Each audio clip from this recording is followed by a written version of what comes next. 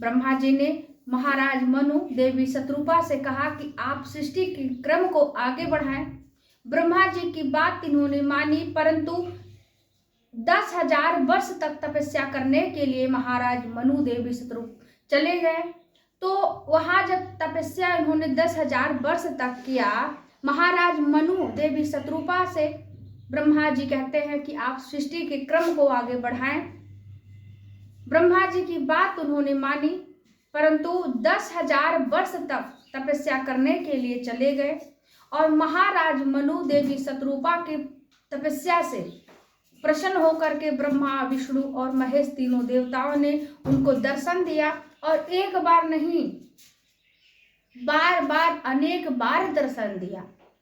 मानस में बाबा तुलसी लिखते हैं, विधि हरिहर तप देखे अपारा, विधि हरिहर तप देखी अपारा, मनु समीप आए बहुपारा, विधि हरिहर तप देखी अपारा, विधि हरिहर तप देखी अपारा, मनु समीप आए बहुवारा।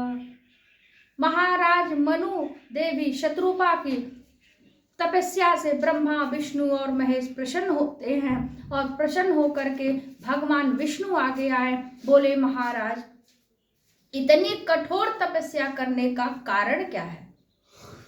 तब महाराज मनु भगवान नारायण से कहते हैं कि हे नाथ, दानी शिरोमणि कृपा निधि, दानी शिरोमणि कृपा निधि, नाथ कहु सत्य भाव, चाहु तुम ही समान सुत, प्रभूषण कौन दुराव। भगवान, आप दानियों में सर्वश्रेष्ठ हैं, आपसे बड़ा दानी, आपके जैसा दानवान दूसरा कोई नहीं है।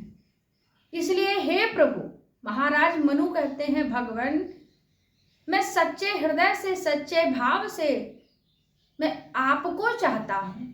और जब भगवान ने इस प्रकार मनु के बात को सुने तो भगवान आश्चर्यचकित हो गए कि मुझे चाह रहे हैं।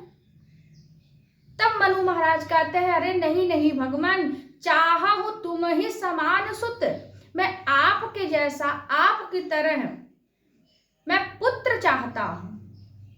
तब भगवान नारायण सोचते हैं कि मेरे जैसा मेरे तरह तो केवल मैं ही हूं, दूसरा कोई तो है नहीं।